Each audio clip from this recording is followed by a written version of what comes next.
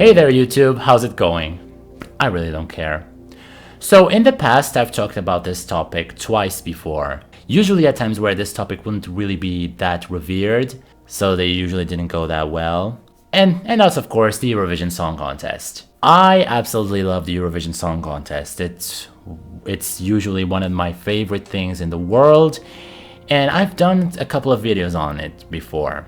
The videos I made weren't particularly internet stoppers, but they did fairly better than they usually do when I try to branch out to other topics to talk about on YouTube videos.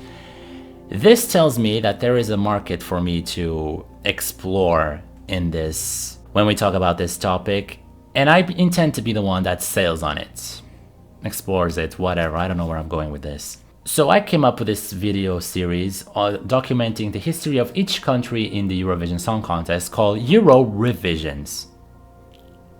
I will talk about the countries past in the Eurovision Song Contest, how many points they got, the national finals, the artists, everything that it's worth highlighting within the country's history of Eurovision. With 60 years of history and counting, there's a lot to talk about, so I feel like you will enjoy this. And just to be clear, it will not be something like just put in a specific entry on the screen and tell like a text saying why is the song interesting or something. No, that's not what I'm going for. If that's what you want to see, then you probably just want to watch Schlager Lucas. So the country that I chose to talk about first is Portugal. Oh, Portugal, Portugal, Portugal. Such a tenacious country. With 54 participations, 1 victory currently, and not a single spot inside the podium. Nor within the top 4. Nor within the top 5. Well, at least at the timing of this video. And we have more than half a decade to talk about. Let's analyze this country by decades, shall we?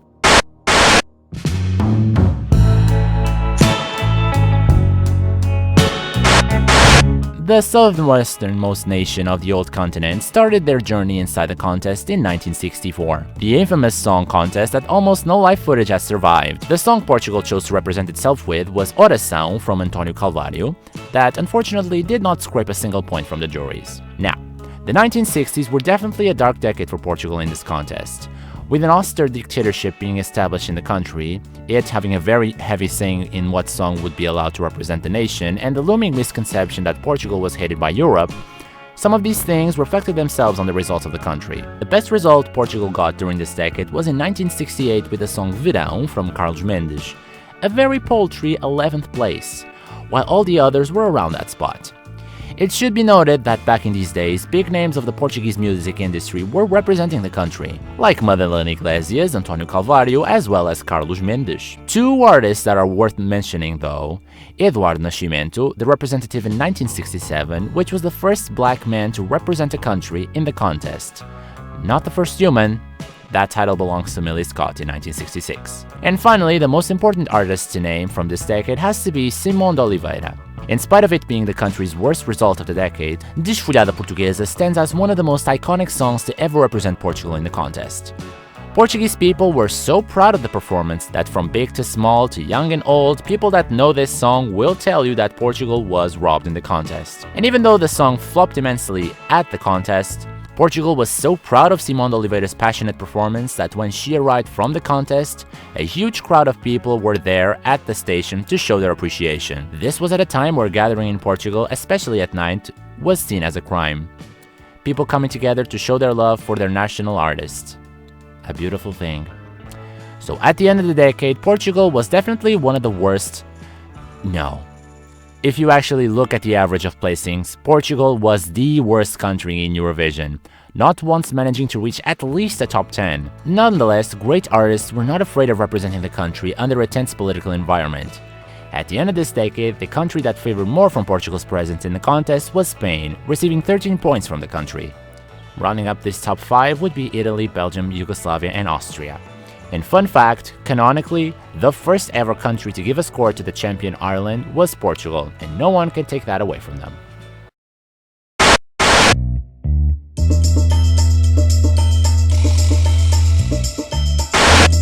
The 1970s were definitely a much more positive decade for Portugal, and not just in this contest. Portugal saw some much better placings and definitely saw some success that they could never hope to have in the previous decade. Their first 3 songs all managed to place inside the top 10, a feat no other song of the 1960s had managed.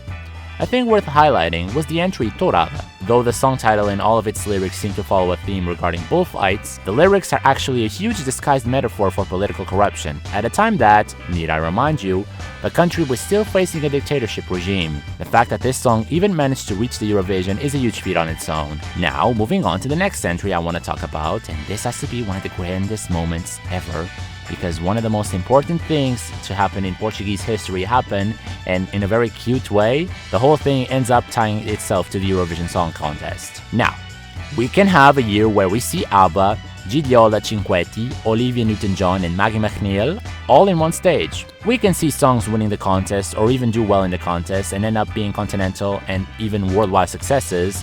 But one thing that we have only seen once in this contest was a song that just completely gave democracy to a country. Don't believe me?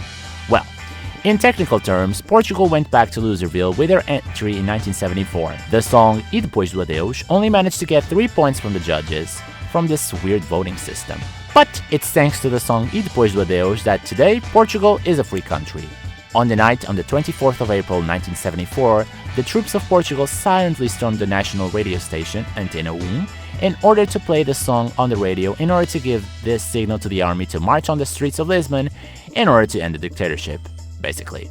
The soldiers marched with flowers on their guns as a way of symbolizing that they wanted things to be peaceful. A revolution was made with flowers and not guns. To quote a segment made on the Eurovision Song Contest 2018, the Eurovision Song Contest made history for Portugal long before Portugal made history in Eurovision, and no other song that has ever set foot on the Eurovision stage can say they've had this impact. So now, with Portugal being a free country, the economic downsides of a sudden shift in the government were also felt in the quality of production from the Eurovision Song Contest entries. Other than that, the rest of the songs we see during this decade had nothing else important happening. The only song worth noting is the song from 1974 from Manuela Bravo that placed 9th. At the end of this decade, the top 5 countries that Portugal voted for the most were Germany, France, Italy, Luxembourg, and the UK. While the neighboring Spain only got 24 points and was only the 12th most voted country by Portugal. And fun fact, had Portugal given at least 10 points for the Spanish entry in 1979, Spain would have won the contest. And this is an interesting example. Spain and Portugal don't really exchange votes between each other.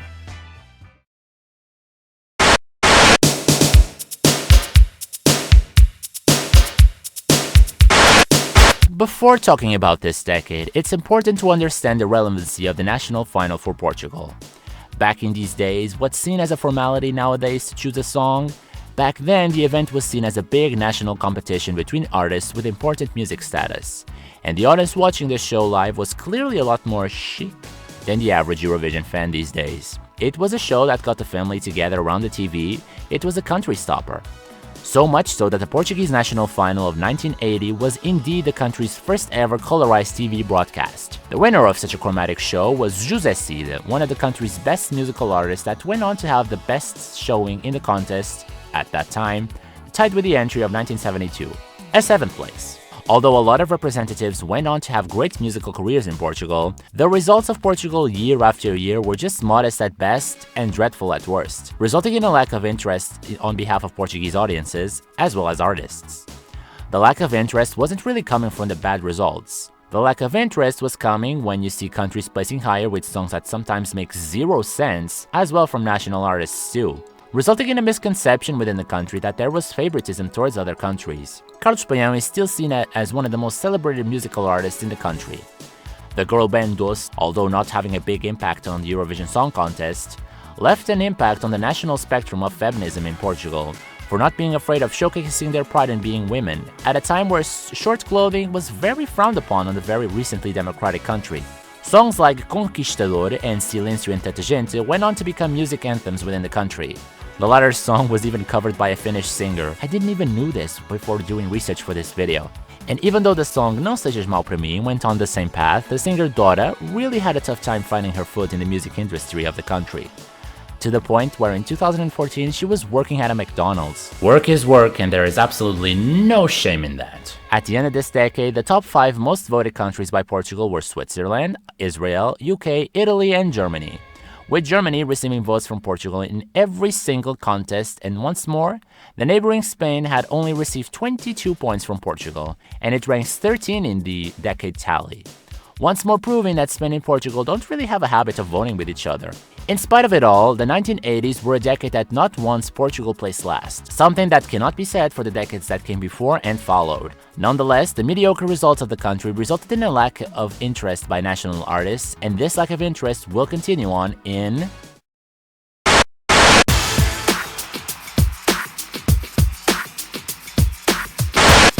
the 90s were actually the most successful decade for Portugal in this contest so far. The broadcaster RTP seemed to want to shift the focus on who should represent the country. What once was a contest that was of the interest to send our best artists, now the focus seems to be shifting to sending younger upcoming artists. Through this, we saw Portugal achieving some interesting goals in national terms. Their entry in 1993, sang by Annabella, managed to score itself within the top 10 in a field of 25. This song also managed to be the first Portuguese song sang by a woman since the introduction of the voting system in 1975 to get 12 points by a jury. And it was the first ever Portuguese entry to get 12 points from more than one country. And if you say, that one of them was from Spain, it shouldn't be counted because they're neighbors. Portugal and Spain don't have a habit of trading 12 points with each other, the way Cyprus and Greece do. In fact, this was the first Portuguese entry Spain ever gave 12 points to. The other two would be in 1994 and 2017. In any case, both these goals reached by the song in 1993 were eventually matched by their entry in 1996, O Meu Coração Não Tem Cor, a song that managed to get 12 points from the host nation. And in fact, it was a song so good that it actually got 12 points from, get this, Cyprus, in a year Greece was taking part. Yeah, it even went on to be Portugal's best result in the contest. And it was only matched 21 years later when eventually Portugal won the contest. By the way, you know this girl? She's a Portuguese girl from Love Actually. Now, in the 1990s, there was this thing with Ireland winning the contest over and over again. But while Ireland was out there doing this, in Portugal something rather similar was happening. Though this might go unnoticed because you look at songs and singers but never the writers, in a similar way that Ireland won the contest 4 times in the 90s, in Portugal the great actress and writer Rosa Lobato Faria won the Portuguese national final 4 times in 1992, 94, 95, and 97. In some instances, her entries not even having to pass through the qualifying rounds of the contest. So when an audience sees a writer getting this treatment and then sees the ultimate result of Ireland winning the contest, backed up by the poor view that the contest inherited from the 1980s, the drive to take part in the contest was not positive at all at the end of this decade, in spite of a great decade of results. I think we can split this decade in 2 parts. The early part, where we see songs like Lusitana Paixão, A Cidade, e Chamar a Música becoming great Portuguese songs that are still remembered fondly to this day, and then the later half, composed by songs that not many people know, like Baunilha e Chocolate e Antes do Adeus. In spite of the amazing result Lúcia Muniz got in 1996, that song is not at all the song she is remembered by. Taking part in the Eurovision Song Contest for artists was a very high-risk, high-reward challenge in the 90s for Portugal. You could either do great and have a great international career like Luz Pontes did, have your voice be honored by being the star of national interpretations of musical theater like My Fair Lady and the Portuguese dubs of the super popular Disney movies in the 90s like Annabella did,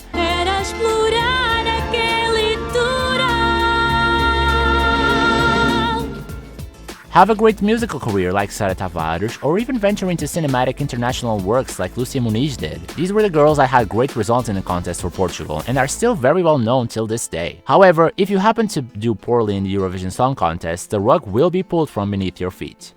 An example of this is Celia Lawson. Before the 1997 contest, there was a whole career planned for her. She was promised to be a great national star. But after the results of the 1997 contest, everything was taken away from her, and although she tried, she did not manage to make a career in music. She even auditioned for The Voice of Portugal in 2017. So, as you can see, the 90s were kind of a polarizing decade for Portugal. While it showed that having a good result did work in favor of the artists when it comes to the music industry, failing at Eurovision proved to be something awful that is tough to bounce back from. The lack of interest from the audience might be attributed to the fact that during this decade Portugal got two new channels, SIC and TV. And as a result, there was now a competition between watching and caring for the Eurovision Song Contest. And not be like it was in previous decades where there was only one single choice to watch on TV. In the 1990s, the top 5 countries that received more points from Portugal were Sweden, Germany, UK, Ireland, and somehow Italy. In spite of Italy being present in 5 contests in the 1990s, Portugal had awarded in all of them at least a top 3 score. In fact, this is something that the Portuguese juries have a tendency of doing. There seems to be a tendency to vote for Italy rather than Spain.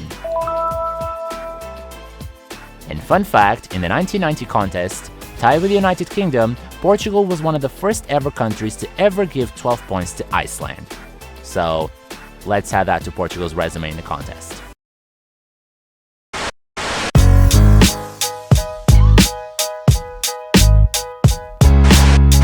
So, the 2000s was the lowest that Portugal has ever been in the contest. If the lack of interest on behalf of the audience and artists in the 80s was something that affected Portugal in the 90s, imagine how it feels to have all that lack of interest in the 80s and add to that the 90s. Portugal's entries were really reflecting the lack of interest on the Eurovision and to some extent the lack of touch they had when it came to pick a song. And you could see this reflected in entries like 2001, 2004, 2005, 2006. During this period, the only points Portugal managed to scrape were usually from the neighboring Spain, Andorra, and countries that are known for having a strong Portuguese diaspora like France and Switzerland. In 2005, Belgium was represented by the Portuguese-born Nuno Rezende and received 12 points from the country. And in turn, Portugal got 10 points from Belgium. How nice. And although the entry in 2001 was awful, the result Portugal achieved with it made something interesting happen. The rules stated that originally the 2002 contest would feature 22 entries, composed of the top 15 entries in 2001, plus 7 countries that were not taking part in the 2001 edition, a number that was later expanded to 24 entries, and the top 17 at the 2001 contest would be allowed in the next year's edition. By scraping 6 points from the neighbor Spain and 12 points from France, Portugal did just enough to qualify. Nonetheless, the lack of interest and the lack of funding made Portugal decline their participation, giving room to the country that placed 18th at the 2001 contest. Latvia, which if you know this already, Latvia went on to win the contest. In a way, Portugal was responsible for Latvia's first and so far only victory, in spite of them not even being present in the contest. So the 2000s was not a good time for Portugal, however, at the end of the decade, after failing to qualify for the final by 3 points, a complete shot in the foot because Portugal's 12 points went to Moldova, the country that placed 10th in the final. Portugal sent a song to the Eurovision that felt for the first time in many years in touch with the Eurovision Song Contest. The song, performed at Festival da Canção 2008, was Senhora do Mar, an entry that was composed by Andrei Babic, who has sent a lot of songs to the contest before. The song in question was like a perfect mix of Portuguese history, of fishing and sea adventures with a little twist of Balkan ballad that was so popular at the time in Eurovision. Portugal managed to qualify for the final for the first time ever, and it was a true heart-stopping moment, seeing a whole arena screaming Portugal's name and be the last, and I mean the last country to be announced. Last finalist of the second semi-final evening of the 53rd Eurovision Song Contest is... What do you say? What? What? One more time! Portugal! Esta história desde 2004 Congratulations! que Portugal não passava para uma grande final do concurso Eurovisão da canção. It resulted in the Eurovision Song Contest final being the most viewed broadcast that night. People were really hoping to see their first Portuguese win. Sadly, Portugal ended up in 13th place at the end of the night. Nonetheless, the success of the country sparked a glimmer of hope for Portugal. Keep in mind, up until this point, Portugal had yet to have some genuine success in the contest, nor was it ever pointed out as a winner. Maybe now people could believe that Portugal could win, right? This leads us to 2009. RTP really changed up the formula for picking a song, opening up the contest up to everyone interested.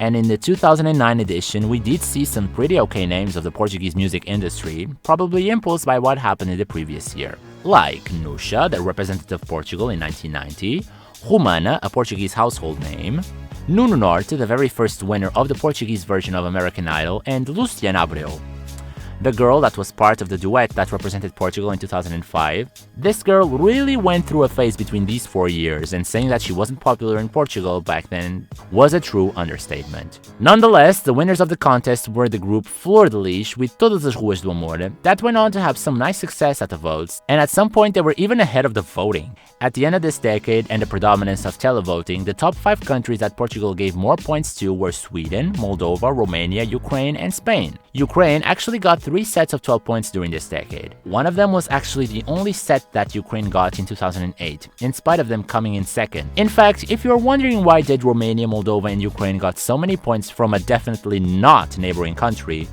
it might have something to do with the big amount of people from these countries living in Portugal at the time. It was not uncommon to find someone from Ukraine or Romania in Portugal.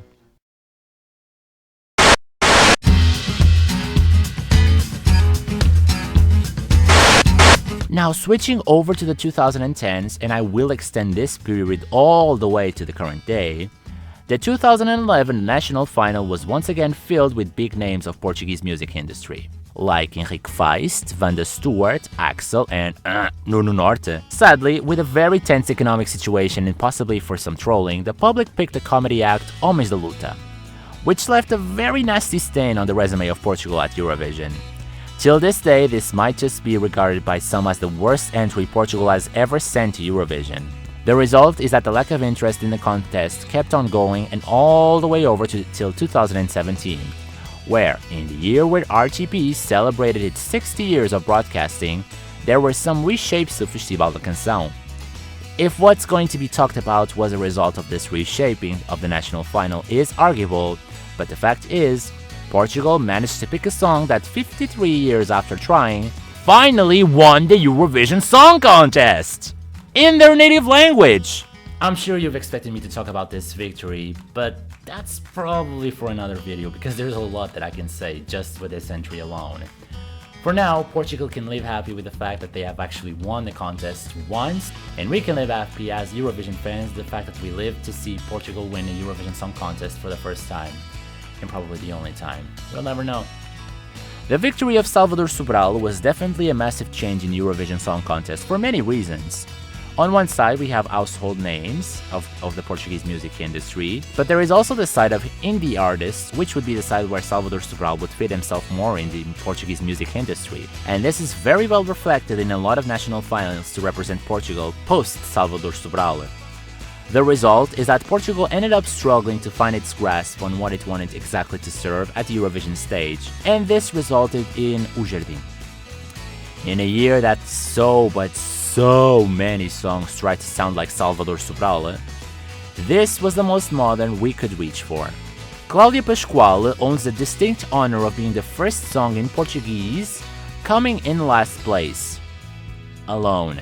All previous 3 songs that placed last for Portugal before were actually joined last. The very first Eurovision Song Contest ever held in Portugal, and Portugal placed last.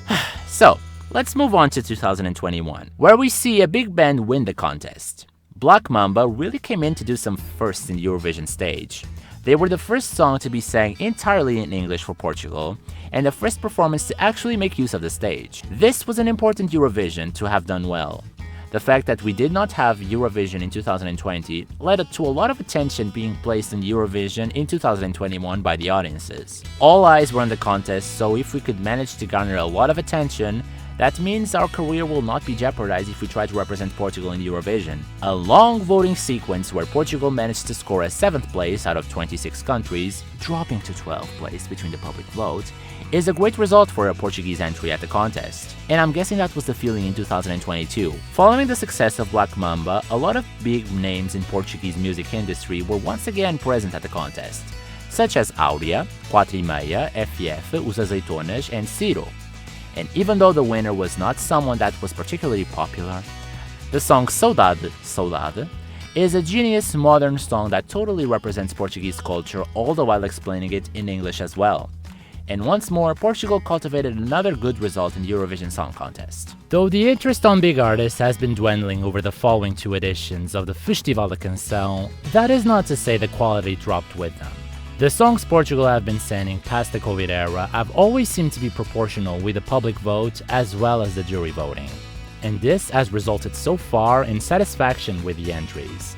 Even though Mimi Cat's song Ai Coração did not become that much of a commercial success, audience loved everything about her. Mimi Cat is actually a nice example of perseverance. Look, she tried to represent Portugal in 2001.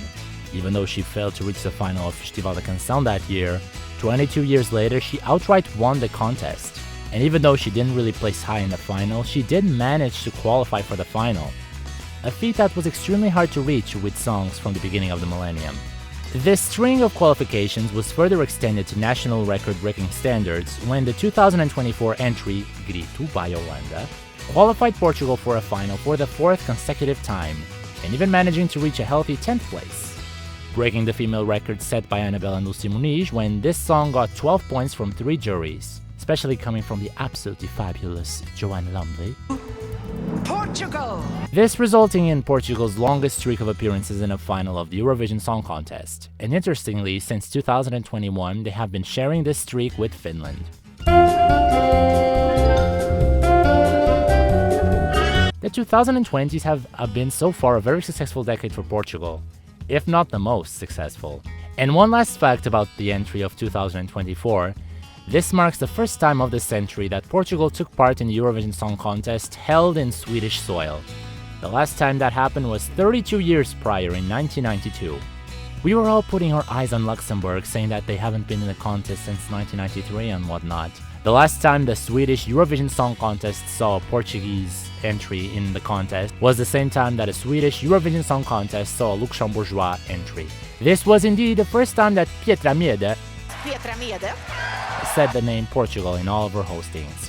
Portugal, 12 points. Portugal, 12 points. At the end of this period, the countries that favored more with Portugal's presence in the contest were France and Sweden, tied with 5th place.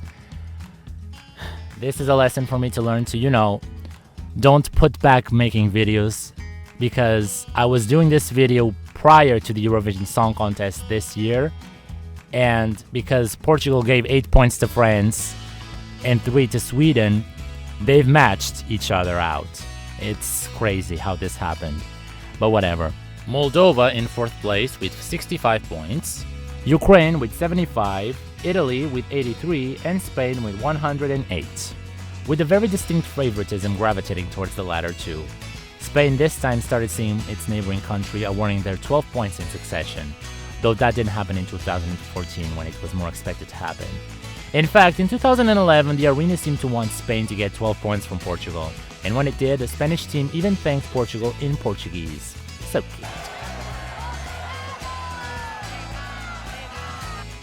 At the end of the count, the countries that have benefited more from Portugal's presence in the contest were Sweden with 165, France with 173, the UK with 182, Italy with 245 points, and Spain with 258. And on that positive note, we reach the end of Portugal's history in the Eurovision Song Contest. So to conclude, though Portugal had some pretty dark times in the Eurovision Song Contest, ranging from a lack of interest to a lack of awareness, to having a song in its repertoire that literally gave democracy to the whole nation, these days Portugal seems to be interested in just sending quality songs, as well as staying true to their strategy after all these years until it was appreciated. Almost always singing in their native language and hoping that Europe will like it. Always refusing to be defined by traditional Eurovision song standards, sometimes to their detriment. I'm glad to say that I've lived long enough to see this strategy work at least once. Thank you so much for watching, and if you like this video, make sure to like it, comment, and subscribe it, to help the channel out, And if you want to see more of these videos, make sure to add me on Discord and share interesting facts of your country's history in the contest. There are a lot of facts that might slip my mind. I mean, I would love to know how popular is this contest in Croatia, Estonia, Malta, Cyprus. If you are from any country and you want to see this formative video, let's work together. What do you say? Thank you very much and have a dramatically positive day.